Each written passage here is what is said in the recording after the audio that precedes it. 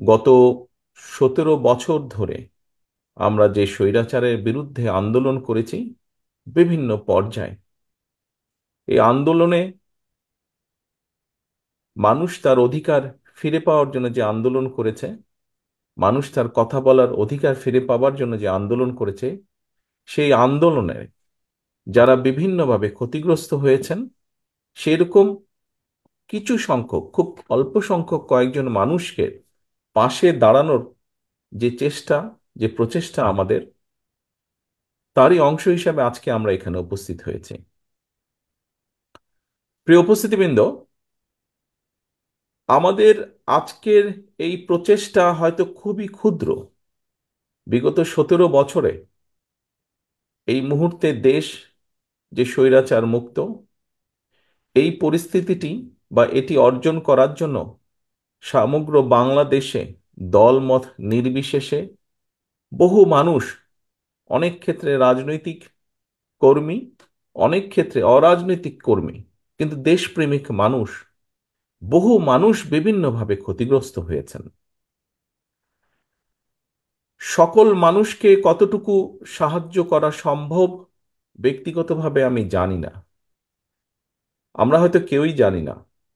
তবে যে মানুষগুলো ক্ষতিগ্রস্ত হয়েছেন, যারা শহীদ হয়েছেন তারা তো চলে গিয়েছেন, তাদের পরিবার রয়ে গিয়েছে, তাদের পরিবারের সদস্যরা এখনো আছেন।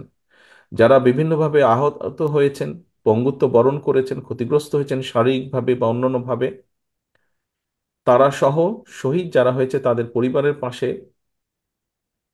কতটুকু দাঁড়ানো যাবে বলতে পারবো না।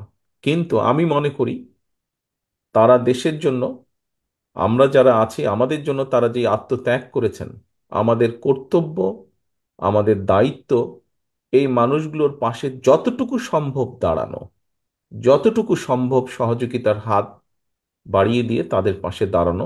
আমি মনে করি দলমত নির্বিশেষে আমাদের সকলের এটি দায়িত্ব। আমরা, আমি একটি রাজনৈতিক দলের সদস্য।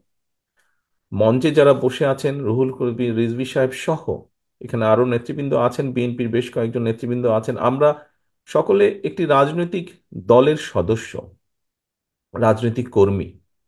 দল হিসাবে আমরা দেশের জন্য, দেশের মানুষের জন্য বিভিন্ন সেক্টর ওয়াইজ আমরা বিভিন্ন পলিসি দেই। জনগণের সমর্থন নিয়ে একটি রাজনৈতিক দল হিসাবে আমরা যখন জনগণের সমর্থন নিয়ে সরকার গঠন করতে সক্ষম হই, তখন সেই পলিসিগুলো যেগুলো আমরা দেই, সেই পলিসিগুলোর মাধ্যমে আমরা দেশের জন্য বা মানুষের জন্য ভালো কিছু করার চেষ্টা করি, বাস্তবায়নের চেষ্টা করি। কিন্তু একজন রাজনৈতিক কর্মীর পাশাপাশি আমি একজন মানুষও, আমরা উপস্থিত প্রত্যেকে এখানে একজন মানুষ। এবং মানুষ হিসাবে আমি মনে করি মানুষ, রাজনীতি আমরা যেমন করি দেশের জন্য, দেশের মানুষের জন্য, ঠিক একজন মানুষ হিসাবেও আমাদের দায়িত্ব, আমাদের যতটুকু অবস্থা আছে, যতটুকু আমরা সক্ষম, তার ভিত্তিতে আমার পাশে যদি কাউকে আমি দেখি, আমার সামনে যদি কাউকে আমি দেখি যেই মানুষটির কোনো রকমের সহযোগিতা প্রয়োজন, বিপদে আপদে সাহায্যে প্রয়োজন, তাহলে সেটির জন্য আমাদের এগিয়ে আসা উচিত। শুধু মানুষ নয়, আল্লাহ আমাদেরকে সৃষ্টি করেছেন সৃষ্টির সেরা জীব হিসাবে, এবং সেই জন্যই আমাদের কর্তব্য শুধু যে মানুষের বিপদের পাশে দাঁড়ানো তা নয়, আল্লাহর সৃষ্টি প্রতিটি সৃষ্টির পাশে আমাদের দাঁড়ানো।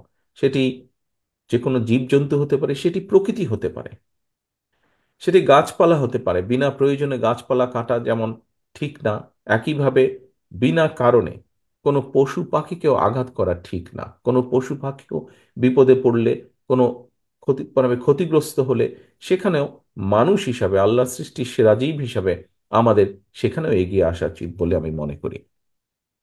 প্রিয় উপস্থিতিবৃন্দ, আজকে আমরা কয়েকজনকে বি- বিগত স্বৈরাচার আন্দোলনে কয়েকজনকে, যারা মাঠে ছিলেন, এরকম কয়েকজন মানুষকে আমরা সহযোগিতার জন্য চেষ্টা করছি। আমি ব্যক্তিগতভাবে মনে করি যে আমাদের এই চেষ্টাটি শুধু এখানে থেমে থাকলেই হবে না। এখানে আজকে দুজন ব্যক্তি, দুজন তরুণ আমাদের সামনে বক্তব্য দিয়েছে। একজন আলামিন নামে একজন বক্তব্য দিয়েছে।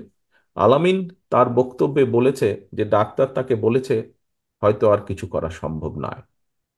তবে আমি এখানেই হাল ছেড়ে দিতে চাই না। আহ, আজকে আমরা এখানে হয়তো হুইল চেয়ার দিচ্ছি কারণ তাদের কোনো কারণে তারা পঙ্গুত্ব বরণ করেছেন। সায়েন্স বর্তমানে অনেক দূর এগিয়ে গিয়েছে। আমি দৃঢ়ভাবে বিশ্বাস করতে চাই যে আজ না হলেও কাল, কাল না হলেও পরশু হয়তোবা আমরা এমন কোনো চিকিৎসা তাদেরকে দিতে সক্ষম হব, যে চিকিৎসার সুবিধার কারণে তারা হয়তো আবার আগের মতন হাঁটতে চলতে ফিরতে পারবেন নিজের পায়ে, হুইল চেয়ারের প্রয়োজন হবে না। আমি এভাবে জিনিসটিকে দেখতে চাই। আমি এভাবে জিনিসটিকে দেখতে চাই। আজকের শুধু এই 10 জন নয়, সারা বাংলাদেশে এরকম বহু মানুষ আছে যারা আত্মত্যাগ করেছেন। কতজনকে আমরা করতে পারবো, সেই চিকিৎসা সুবিধা দিতে পারবো সেটি বলতে পারবো না। তবে থেমে বা বসে থাকলে বোধহয় ঠিক হবে না। যে কয়জনকে আমরা পারি সে কয়জনের প্রতি আমাদের এগিয়ে আসা উচিত বলে আমি মনে করি। এবং শুধু রাজনৈতিক দল হিসেবে নয়, শুধু একজন ব্যক্তি হিসেবে আমরা নয়, আমি আজকে আহ্বান করব সমাজের প্রতিটি মানুষকে, যাদের যতটুকুই সমর্থন আছে, যাদের যতটুকুই সাধ্য আছে, সেই সাধ্য অনুযায়ী তারা যদি এগিয়ে আসেন, আমরা বহু মানুষকে সাহায্য করতে সক্ষম হব। কারণ সমাজ এভাবেই চলে সামনের দিকে, একজনকে আরেকজন সাহায্য করার মাধ্যমেই সমাজ ধীরে ধীরে এগিয়ে যায়। প্রিয় উপস্থিতিবৃন্দ, আমি এখানে আরো দুটি বিষয় একটু উল্লেখ করতে চাই। যে কথাটি আমি, তার মধ্যে একটি কথা আমি অনেক আগে বলেছিলাম, প্রায় 10 বছর আগে আমি বলেছিলাম। বাংলাদেশ জাতীয়তাবাদী দল বিএনপি এক যুগেরও বেশি সময় ধরে বাংলাদেশের জনগণের যে দাবি, বাংলাদেশের জনগণের যে অধিকার ছিনতাই হয়ে গিয়েছিল স্বৈরাচারের দ্বারা, সেই দাবি প্রতিষ্ঠিত করার জন্য, জনগণের সেই অধিকারকে ফিরিয়ে আনার জন্য বাংলাদেশ জাতীয়তাবাদী দলের মূল দল সহ বিভিন্ন অঙ্গ সহযোগী সংগঠনের বহু নেতাকর্মী আত্মাহুতি দিয়েছেন, বহু নেতাকর্মী বিভিন্নভাবে নির্যাতিত অত্যাচারিত হয়েছেন। এর মধ্যে রিসেন্টলি ছাত্র জনতার অভ্যুত্থানের মাধ্যমে জুলাই আগস্ট মাসেও বহু মানুষ আত্মাহুতি দিয়েছেন, হতাহত হয়েছেন বিভিন্নভাবে। ভবিষ্যতে ইনশাল্লাহ জনগণের সমর্থন নিয়ে বিএনপি সরকার গঠনে সক্ষম হলে যারা শহীদ হয়েছেন সারা দেশে, স্বৈরাচারকে বিদায় করার জন্য যারা নিজের জীবন উৎসর্গ করেছেন, এরকম প্রতিটি মানুষের নামে বিভিন্ন এলাকায় রাষ্ট্রের যে প্রতিষ্ঠানগুলো তৈরি হবে, এই মানুষগুলো যাতে হারিয়ে না যায়, তাদের নাম যাতে হারিয়ে না যায়, সেজন্য রাষ্ট্রীয় যে সকল প্রতিষ্ঠান বিভিন্ন এলাকায়, সেটি থানা পর্যায়ে হোক, জেলা পর্যায়ে হোক, বিভাগ পর্যায়ে হোক, ঢাকা শহরে হোক, বিভিন্ন স্থানে এই শহীদদের নামে সেই প্রতিষ্ঠানগুলো নামকরণ করার একটি প্রস্তাবনা আমাদের রয়েছে, ইচ্ছা আমাদের রয়েছে। এবং একই সাথে একটু আগে যেই কথাটি বলেছি, যে যারা বিভিন্নভাবে ক্ষতিগ্রস্ত হয়েছেন, কতটুকু আমরা পারবো জানি না, তবে আমাদের অবশ্যই প্রচেষ্টা থাকবে যে কয়জন মানুষকে আমরা সহযোগিতার হাত বাড়িয়ে দিলে তারা কিছুটা হলেও সুস্থ হয়ে উঠতে পারবেন, সেই প্রচেষ্টা আমরা গ্রহণ করব। যে কজন মানুষকেই করা সম্ভব সহযোগিতা, এটি একটি। আরেকটি বিষয় আপনাদের সামনে আমি আজকে উল্লেখ করতে চাই। এখানে আমরা 10 জন, মাত্র 10 জন মানুষকে আজকে আমরা হুইল চেয়ার দিচ্ছি। আন্দোলনের বাইরেও বিভিন্নভাবে সামাজিক ভাবে বহু মানুষ, আমাদের বিভিন্ন পরিবারে বহু মানুষ আছেন যারা বিভিন্নভাবে জন্মগত কারণেই হোক, জন্ম আহ, অবস্থা থেকেই হোক, অথবা বিভিন্ন অসুখের কারণেই হোক, পঙ্গুত্ব বরণ করতে হয়েছে। বাংলাদেশের সামাজিক অর্থনীতির প্রেক্ষাপটে যদি পরিবারের কোনো সদস্য পঙ্গু হয়ে থাকেন, সেই পরিবারের উপরে এটি বেশ একটি বোঝার মতন হয়ে থাকে, সেই পরিবারের কষ্ট অনেক বেড়ে যায়। আমি আমার ব্যক্তিগতভাবে নিজের যেটি ইচ্ছা, আহ, এখানে ডক্টর মকিত আছেন, ডক্টর মকিতের সাথে এই ব্যাপারে প্রায় বছর 2-3 আগে আমার একবার আলাপ হচ্ছিল। ওনার একটি প্রতিষ্ঠান আছে, যে প্রতিষ্ঠানের মাধ্যমে উনি চেষ্টা করেন যে এই ধরনের মানুষগুলোকে সহযোগিতা করার জন্য, যাতে করে তারা নিজেরা ইন্ডিপেন্ডেন্ট হতে পারে, নিজেরা চলাফেরা করতে পারে, যতটুকু সম্ভব আরেকজনের সহযোগিতা ছাড়া।